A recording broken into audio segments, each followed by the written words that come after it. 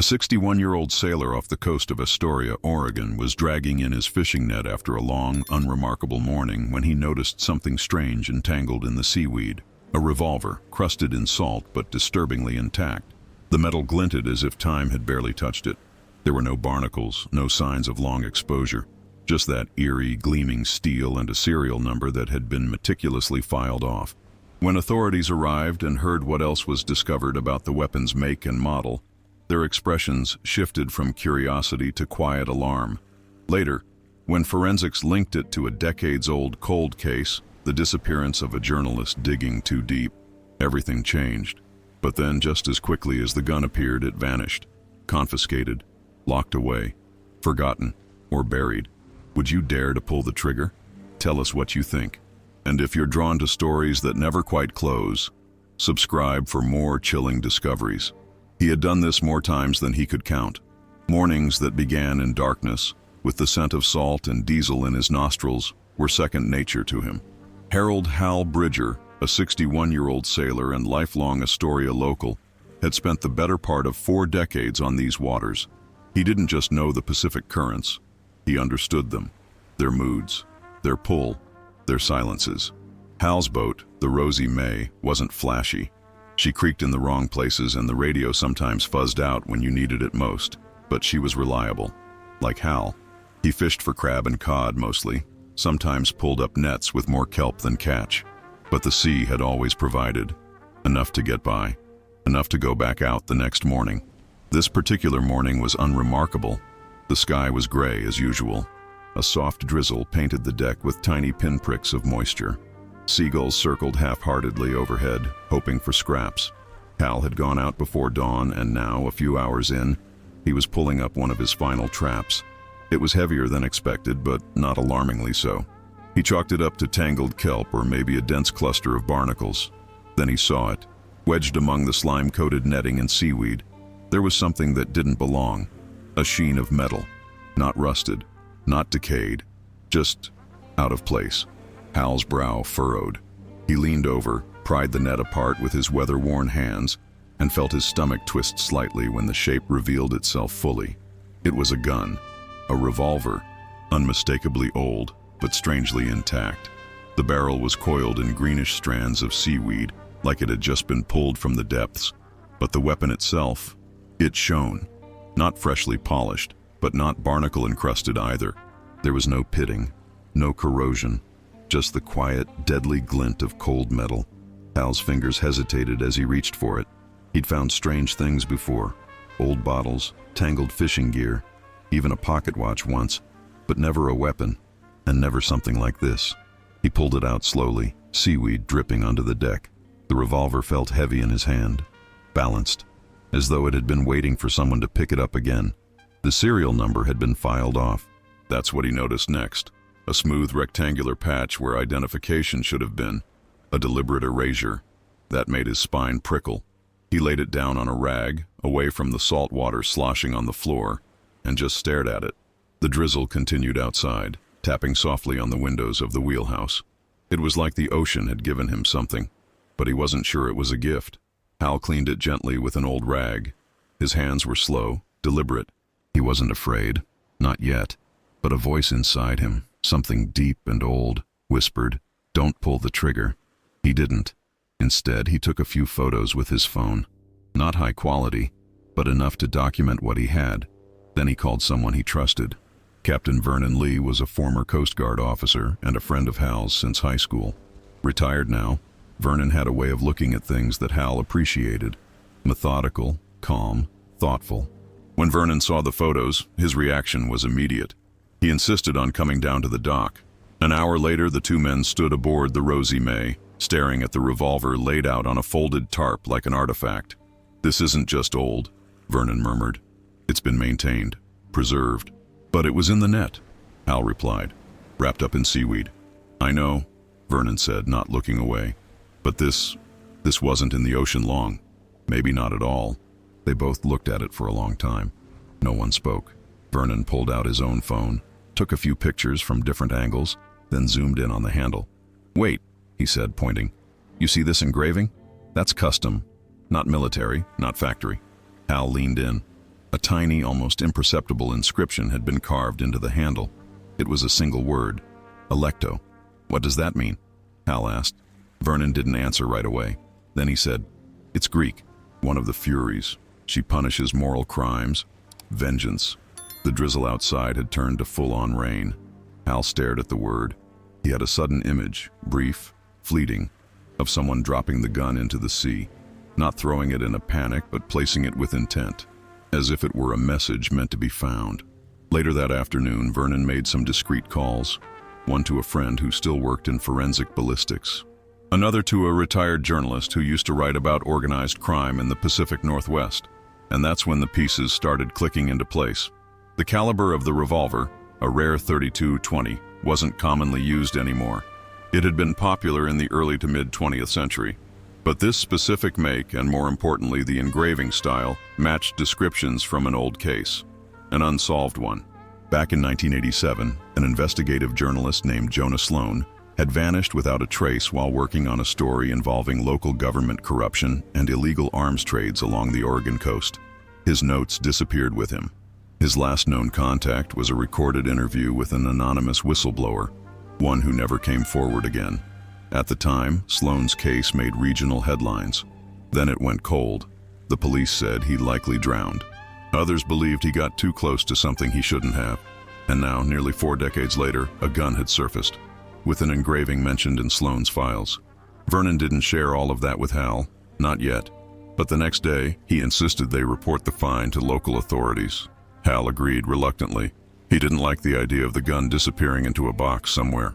But if it could help solve something, if it could bring closure to someone, then maybe it was worth it. The local sheriff's office responded quickly. Too quickly, some might say. By that evening, 2 unmarked SUVs pulled up at the dock. Men in plain clothes stepped out, showed badges, and barely glanced at Hal or Vernon before taking the revolver into an evidence bag. "Chain of custody," one of them muttered. "Will we hear back?" Hal asked. "We'll contact you if we need anything," was all they said. Then they left. Days passed, then a week. Nothing. Hal tried following up, but each time he was told that the case was being reviewed, that there was nothing to report, that someone would get back to him shortly. But no one did. Vernon called his contact again. The ballistics expert had tried to get access to the weapon after hearing about the case, but was told it had already been transferred. To where? No one could say. Even the journalist Vernon contacted, retired now, but still sharp, began asking questions. That's when things got stranger. 2 days later, he called Vernon, sounding shaken. "Tell your friend to drop it," he said. "Whatever that gun's connected to, it's bigger than you think." "But it's linked to the Sloan case, right?" Vernon asked. "I didn't say that," the man replied quickly. Then he hung up. Hal, for his part, was left with a growing sense of unease. Something was off. Something about how quickly the authorities responded, how thoroughly they avoided any questions, how deliberately the weapon had been taken and then erased. One night, Hal went back through his photos. He zoomed in on the handle, on the word Electo. He looked it up again, read more. Electo, the unceasing, the angry one, the punisher of moral crimes. Had this revolver been used to punish someone, or was it punishment itself? The rain outside tapped on the window again. Hal sat back, thinking about Jonah Sloan, about lost evidence, about stories buried at sea, and he wondered, not for the first time, why the gun had ended up in his net. Why him? And who put it there? Was it ever meant to be found? Or was someone trying to make sure it never was? If you've been watching this far, I want to know what you think. Was this gun part of a cover-up, a warning, or just a coincidence too strange to ignore? Leave your thoughts in the comments. And tell us, where in the world are you watching from? Give us a like if you want more stories like this. Subscribe to stay updated. We dig deep into real mysteries, unsolved cases, and the eerie truths that never quite stay buried. But trust me, this story is only just beginning. 3 nights after the gun was taken, Hal received a knock at his door. It was almost midnight. He had been asleep, but lightly, since the find. His dreams had been muddled, full of water, dark shapes beneath the surface, and a persistent, echoing sound like a hammer clicking back. He rose from bed, slipped on his boots, and padded down the hallway of his small, cluttered home. Outside the door, the porch light flickered uneasily in the wind. Rain fell in sheets, soaking the silhouette standing just beyond the threshold.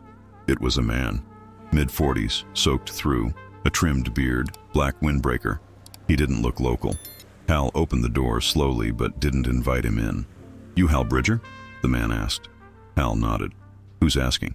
The man looked around briefly. "My name's Carter. I'm a journalist. Freelance. I heard about the revolver." Hal's stomach clenched slightly. "From who?" Carter hesitated. "From someone who used to work with Jonah Sloan." The name hit Hal like a wave. Not because he hadn't heard it before, but because of the way Carter said it, quietly, like it was a name best whispered. "I'm not talking about it," Hal said, already beginning to close the door. "Wait." Carter stepped forward, holding something out. A laminated press ID. Real, from what Hal could tell. "Just 5 minutes, please." Hal studied him. The rain wasn't letting up, and the man looked like he'd been driving for hours. Against his better judgment, Hal opened the door wider. Carter stepped inside. They sat in the kitchen. Hal poured 2 mugs of strong, stale coffee. Neither of them drank it. "I've been following the Sloan case for years," Carter said. "He was working on something big. A network of illegal arms sales routed through Pacific ports, Oregon, Washington, even some in British Columbia. He traced some of the weapons to private contractors, people tied to federal agencies, but he vanished before publishing anything." "You think this gun was one of them?" Hal asked. "I do," Carter said. "The engraving, Electo, showed up in one of Sloan's private notebooks. It was a mark, an identifier used by someone in the supply chain. That same engraving was reportedly found on a revolver Sloan photographed just weeks before he disappeared." Hal leaned back. "So someone found him and silenced him." "That's what I believe." Carter reached into his jacket and produced a copy of an old, black and white photo. The image showed a revolver, same caliber, same style, same ornate handle. Hal didn't need to look twice. It was the same weapon, or its twin. "They took it," Hal said. "Some feds or something. Took it and wouldn't answer questions." "That's what they always do," Carter replied. "But that gun resurfacing, that means someone wanted it to be found, or it slipped through." Hal suddenly felt the weight of everything. The days of silence, the unanswered questions, the gun shimmering wet on his deck like some relic from a dream. "Why me?" he asked quietly. Carter didn't answer. Instead, he slid a folded page across the table. It was a copy of a letter, typed, no signature. "Sloan got too close. The guns are tagged. Electo is not a name, it's a curse. Don't pull the trigger. No one walks away clean." Hal read it twice. Then, very slowly, he looked back up. "Someone doesn't want this story told." "No," Carter said. "But if we stop now, it dies again." Hal exhaled, a long, tired breath. He stared at the rain outside the window. A storm was rising, not in the sky, but somewhere deeper, older, and he had the feeling it was coming straight for him. The next morning, Hal found his boat's cabin door slightly ajar. He hadn't left it that way. Nothing appeared stolen. Nothing moved. But on the console, where he always placed his logbook, sat a single round, .32-20 caliber, clean, polished, placed with care. His stomach turned. He went back to the house, locked every door, and called Vernon. Vernon was silent on the line for a moment. "They're warning you," he said. Hal's hands were shaking. "For what?" "I gave them the damn gun. They think you still have something." "Like what?" "I don't know. Photos, maybe. Info. Or maybe they're just tying up loose ends." That same day, Carter disappeared. Hal tried calling him. No answer. His number was disconnected by that night. Vernon checked with some friends in Seattle, where Carter reportedly lived. No one had seen him since the morning after he visited Hal. Gone. Just like Jonah Sloan. That night, Hal sat in his kitchen, staring at the round on his table. He picked it up, felt its weight, thought about Electo, the Furies, vengeance. What was the gun used for? And why was it so clean?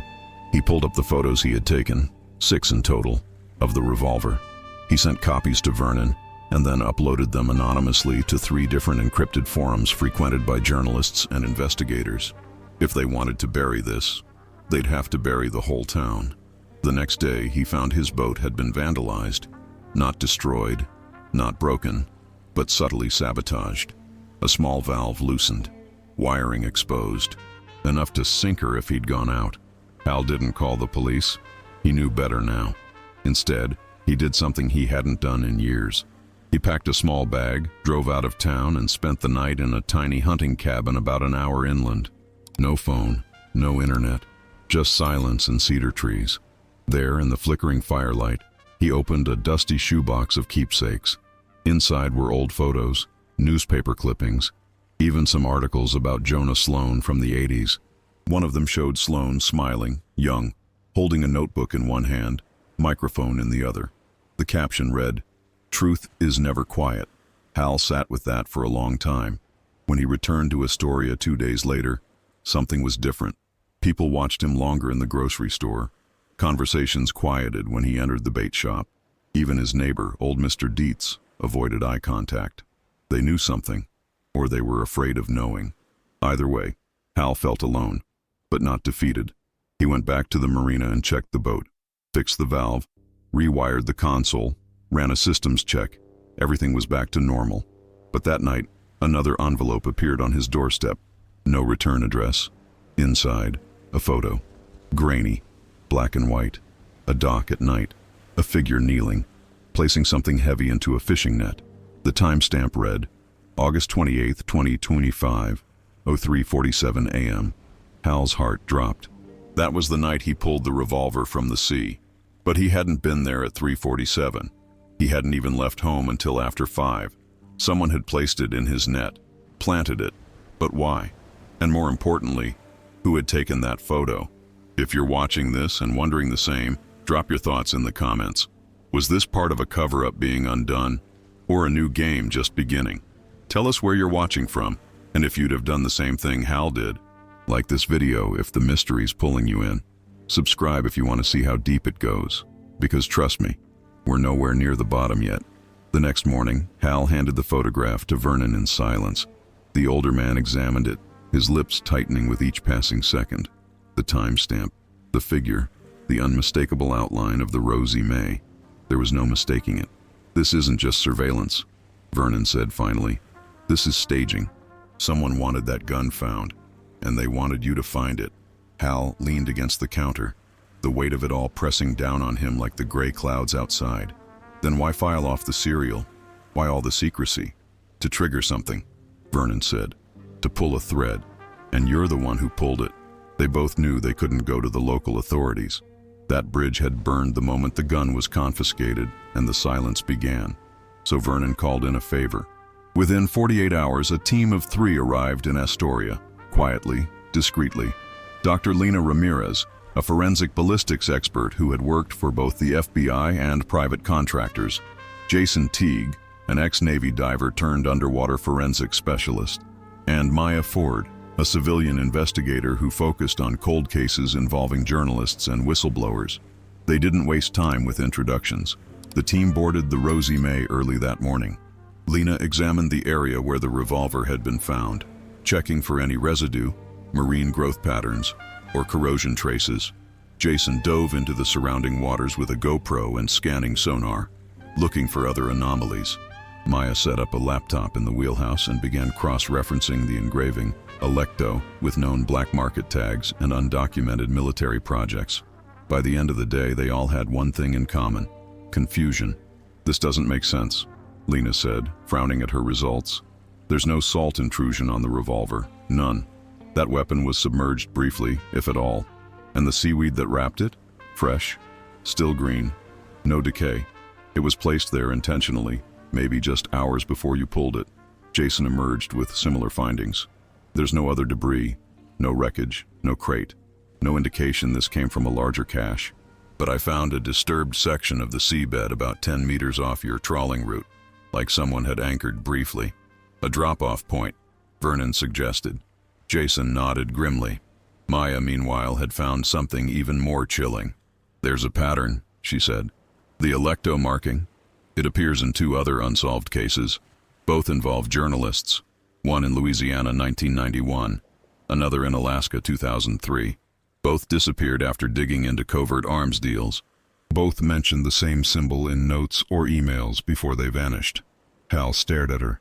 So this isn't new? No, Maya replied. This is something old, and very well hidden. Vernon stepped outside for a moment, lit a cigarette despite the rain, and stared out at the marina. They're still active, he said.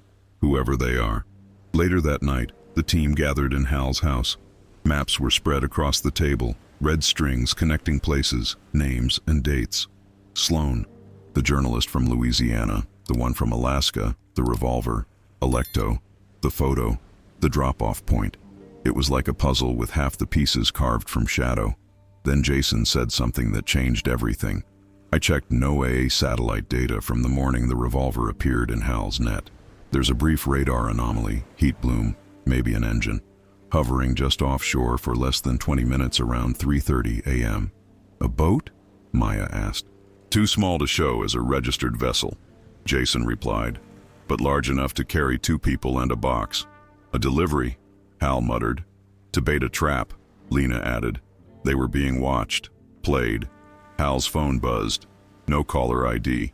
He answered out of instinct, his voice rough. "Yeah?" A moment of silence. Then a woman's voice, clipped and professional. "Stop digging, Mr. Bridger. Not all things buried should be unearthed." The line went dead. Hal stared at the phone, then slowly turned it face down on the table. They all knew what it meant. The team agreed to spend the night in shifts, someone always awake, keeping watch. It wasn't paranoia. Not anymore. And still, despite their precautions, something happened. At 3:41 a.m., Jason, on watch, saw movement outside through the rain-streaked window. A figure, watching from across the street. He stepped outside with a flashlight, called out. The figure didn't move, just stood there. Then slowly, it turned and walked away, into the fog, vanishing within seconds. The next morning they found muddy footprints near Hal's back fence. The presence was unmistakable, the message even more so. The team had uncovered something someone wanted to stay hidden, and they were getting close. Inside, Maya finally pulled something substantial from a hard drive she'd been decoding. Sloan's recovered voice notes, saved under a pseudonym and hidden in an encrypted server from an old media agency backup. The audio was scratchy but clear enough. "The gun is the key. The engraving isn't just a tag, it's a signature, a sign to insiders. Every journalist who found one of these vanished. I think they knew. I think they're watching me now. If I disappear, follow the weapons." Hal felt a cold sweat break along his neck. Sloan had known. And now, they did too. Maya uploaded the voice note to a private journalist database, ensuring it was backed up in multiple places. If they vanished next, the trail wouldn't end with them. Vernon, meanwhile, was growing increasingly suspicious of the local sheriff's office. He returned to the station under the guise of following up on the case, but his questions were met with vague reassurances and polite deflections.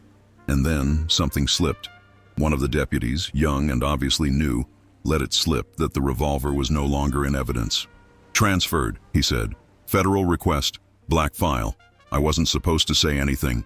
Vernon left before he could finish. Black file. That meant classified. Sealed. Gone. Back at Hal's, he shared the news. Lena's reaction was immediate. "If it's classified, someone invoked national security." "Which means this isn't just about Jonah Sloan," Maya said. "It's about something bigger, a network, a buried truth." Jason paced the kitchen. "They don't just want the gun gone. They want the memory of it erased." But memory, it turned out, was harder to erase than metal. Hal's photos had been downloaded over 2,000 times from the forums. Sloan's voice note was spreading among underground investigative groups. And whispers of Alecto had begun surfacing on encrypted message boards. Too late to stop it now. But that didn't mean they wouldn't try. That evening, a vehicle followed Lena from the marina to her motel. She parked, went inside, and watched from the window. The car idled for 15 minutes. Then it left. She didn't sleep that night, nor did Hal. Instead, he returned to the photo, the one with the timestamp. He noticed something he hadn't before. The figure placing the gun in the net was holding something in their left hand. Small, rectangular. A phone, a GPS beacon. He brought it to Maya, who enhanced the image and ran it through software. "It's a burner," she confirmed. "Disposable. But some models have short-range RFID. Could be traceable if it was active when the photo was taken." Jason checked the timestamp against the local cell tower logs from that night.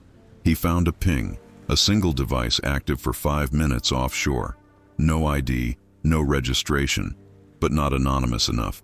They were close, so close. If you followed the story this far, I want to hear your thoughts. Who do you think planted the gun? Why make it look like an accident, but document it like a warning?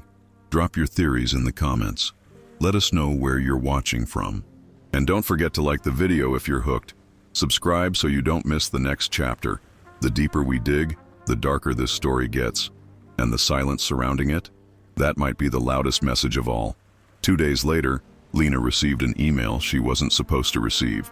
It came from an encrypted channel used only by federal contractors. She recognized it instantly.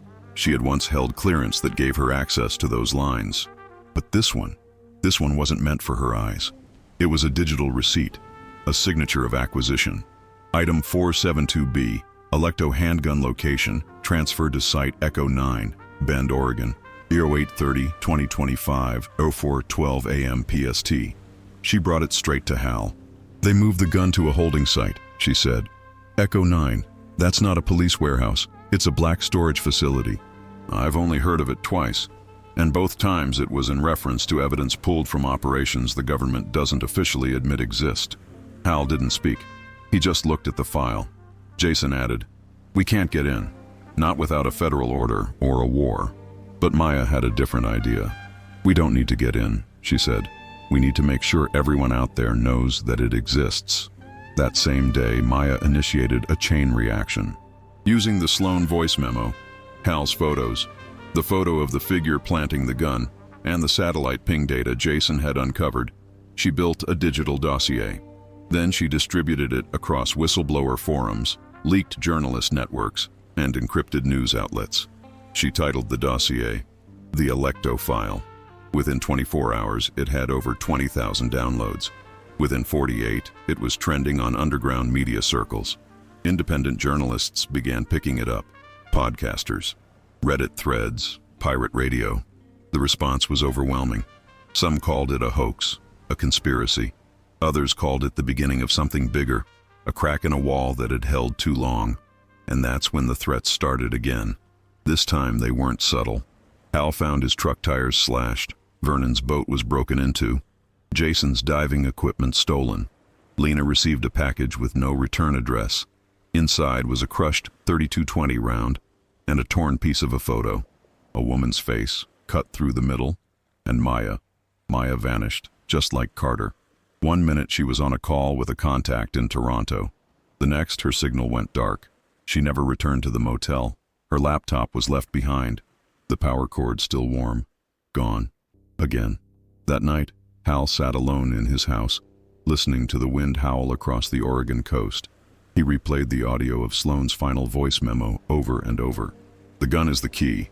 It's not a name, it's a curse." He turned to Vernon. "Why me?" he asked again. "Why was it in my net?" Vernon paused, then said, "Maybe because they thought you'd turn it in, that you'd follow the rules. And when you didn't, when you started asking questions, they had to adjust."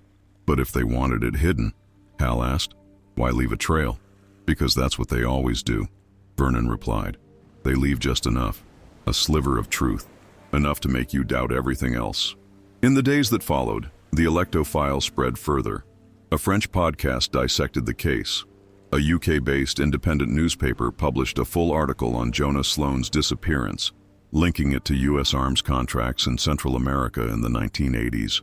A whistleblower in Germany stepped forward, claiming he had seen the Alecto mark before in a cache of weapons destined for off-the-books operations in the Balkans. Pieces of the puzzle were surfacing all over the world, but the core remained missing. Who planted the gun? Why now? And what was Alecto really? Then, quietly, an answer appeared. It came in a handwritten letter. No return address, no date. Just a small envelope slipped under Hal's door. Inside was a single page, folded 3 times. The handwriting was precise, cold. The gun was never meant to kill. It was meant to remind. Alecto is not an operation. It's a contract, a blood marker. Once invoked, it cannot be revoked. The journalist broke the chain. You restored it. The rest is silence. No signature. Hal sat with that letter for a long time. Then he burned it, because some things, even now, weren't meant to be read aloud. Weeks passed. The buzz began to fade. The story, like so many others, was overtaken by newer headlines, but echoes remained. Every now and then, Hal would receive a message, A private email, a short voicemail, a photograph of a different revolver, different location, same engraving, Alecto.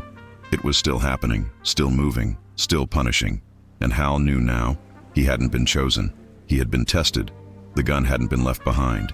It had been handed down, a relic, a reminder. And when Hal stood on the deck of the Rosie May watching the fog roll in again, he sometimes swore he could hear it, a click deep below the water, like the whisper of a trigger being pulled. But nothing ever fired, not yet. And maybe that was the point. If this story has left you wondering what's real, if you believe some truths are too dangerous to stay buried, then join us. We want to hear what you think. Why was the gun really planted? Who was behind Alecto? And where do you think Maya disappeared to? Leave your theories in the comments. Tell us where you're watching from. Don't forget to like this video if you believe stories like this deserve to be heard. Subscribe to the channel for more mysteries that refuse to die. And most importantly, turn on notifications. Because some stories don't end when the screen goes black. Some stories are just getting started.